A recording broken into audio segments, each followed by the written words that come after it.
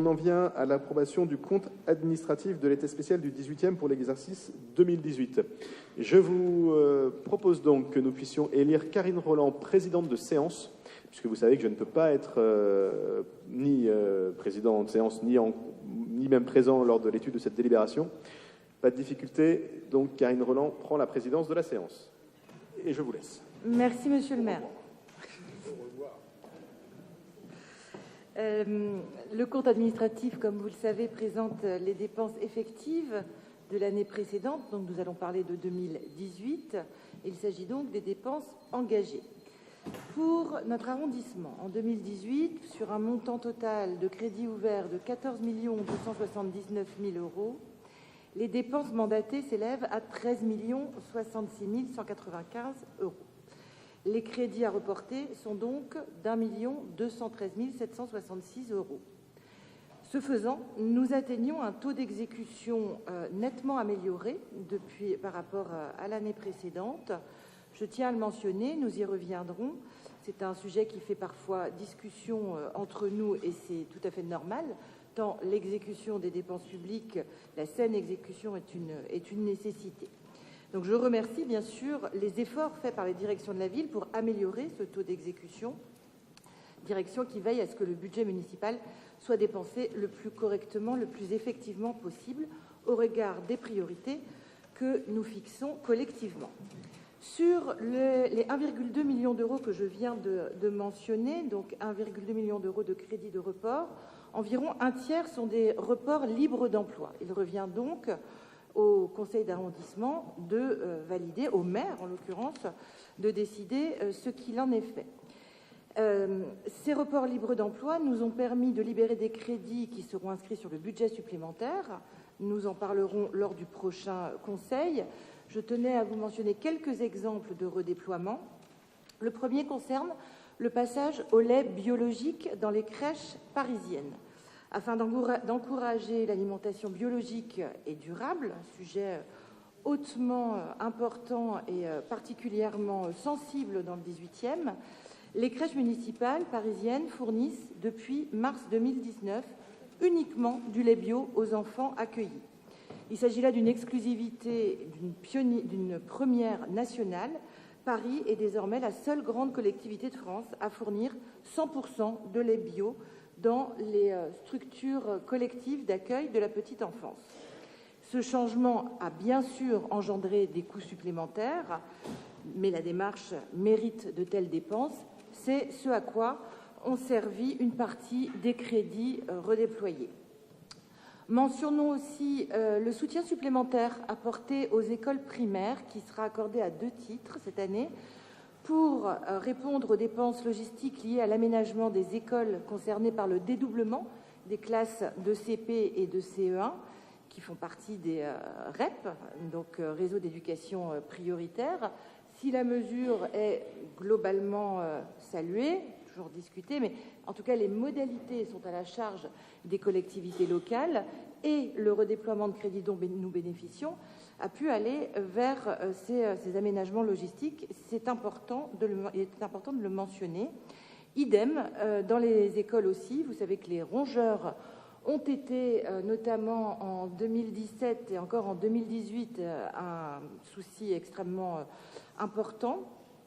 Les crédits redéployés ont permis de financer du petit matériel dans le cadre de la lutte contre les rongeurs. Les 2 tiers restants, soit 795 317 €, correspondent au reste à réaliser. Autrement dit, des opérations engagées en 2018 et dont le fournisseur n'a pas pu être payé avant la clôture budgétaire de la mi-décembre 2018. Il s'agit principalement de travaux effectués dans les écoles au moment des vacances scolaires, soit à la toute fin de l'année. Nous en reparlerons aussi au prochain conseil d'arrondissement.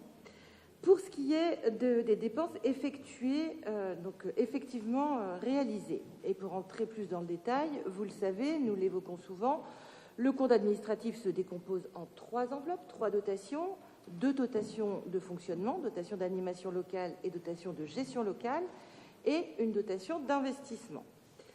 Nous avons actuellement un taux d'exécution, c'est-à-dire, je le rappelle, le rapport entre les dépenses effectives et les crédits ouverts, de 91% au total. Je vous regarde, Monsieur Keinec, parce que je vous sais très regardant sur le sujet, et vous avez raison.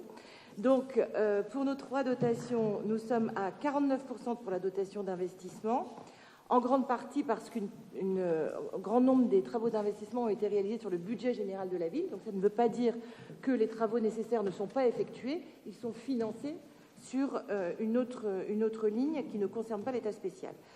93% pour la dotation de gestion locale et 87% pour la dotation d'animation locale. Pour ce qui est de la dotation de gestion locale, pour rappel, il s'agit bien sûr du poste le plus important quantitativement de l'État spécial, puisqu'elle s'élève, cette dotation, à 12 347 507 €. Et il s'agit bien sûr principalement des dépenses d'énergie réalisées et nécessaires dans les équipements de proximité, qui s'élèvent à 2 724 577 €. Mentionnons aussi que c'est sur la dotation de gestion locale que nous finançons l'opération Végétalisons notre 18e, à hauteur de 50 000 € en 2018. C'est une caractéristique de notre arrondissement. Vous le savez, Végétalisons notre 18e est une initiative citoyenne permettant de végétaliser davantage la ville. Compte tenu du succès remporté par le dispositif depuis 2014, nous avons mis en place en début de cette année un support d'achat adapté, donc un marché en procédure adaptée, et 4 opérateurs ont été désignés pour accompagner les collectifs de l'arrondissement qui souhaitent végétaliser l'espace public. Au-delà de la dotation de gestion locale, la dotation d'animation locale comprend les crédits d'animation locale et culturelle, les crédits relatifs au conseil de quartier et les crédits pour travaux d'urgence dans les équipements de proximité. Sur la dotation d'animation locale, les crédits ouverts s'élevaient à 1 316 638 €. Le montant de cette dotation a baissé entre 2017 et 2018 du fait du marché mis en place par la Ville de Paris pour la fête des vendanges depuis l'édition 2018. Ce marché fait que la fête est financée par le budget général de la ville et non plus par l'État spécial d'arrondissement, ce qui permet d'obtenir aussi une redevance d'occupation du domaine public collectée par la ville, ce qui n'était pas possible au niveau de l'arrondissement. Je vous le disais, un taux d'exécution de 87%. Donc, il a été dépensé en 2018 1 157 497 € pour la dotation d'animation locale, dont la moitié pour des travaux d'entretien des équipements de proximité. L'autre moitié étant consacrée à des dépenses d'information et d'animation locale. Il s'agit bien sûr du magazine municipal que vous recevez et lisez bien sûr tous les 2 mois. Il s'agit aussi de la dotation culturelle de proximité, puisque vous savez que depuis 2001, nous bénéficions de cette enveloppe entre guillemets sacralisée qui correspond à 1 € par an et par habitant pour des projets culturels portés au niveau de l'arrondissement. Et puis, divers autres événements. Je pense au mois de la nature qui a commencé la semaine dernière et qui va se poursuivre encore pendant quelques temps. À venir, en juillet, nous aurons les ateliers de la République. Et puis, permettez-moi de mentionner aussi le programme d'animation que nous avons mis en place déjà l'année dernière sur l'esplanade Nathalie Sarraute. Et le même type de démarche verra le jour cet été sur le square Louise de Marillac.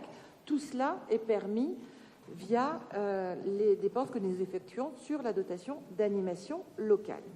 Pour terminer, la dotation d'investissement permet au maire de notre arrondissement d'opérer des travaux sur la voirie, mais aussi sur quelques équipements de proximité.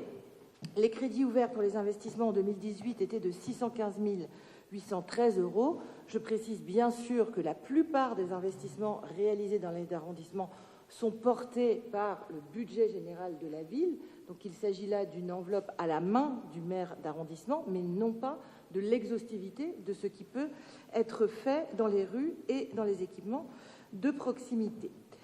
Voilà pour les éléments que je souhaitais porter à votre connaissance et nous pouvons en délibérer. Y a-t-il des demandes de prise de parole? Non. Donc nous pouvons soumettre au vote. Qui est pour? Levez bien la main parce que, je vous le redis, Madame Héon nous a demandé à ce que les élus manifestent bien leur vote. Une main chacun seulement. Ça facilite les comptages. Donc, qui est pour? C'est bon? Qui est contre? Qui s'abstient? Ne prend pas part au vote? Je vous en remercie. Le compte administratif est donc adopté.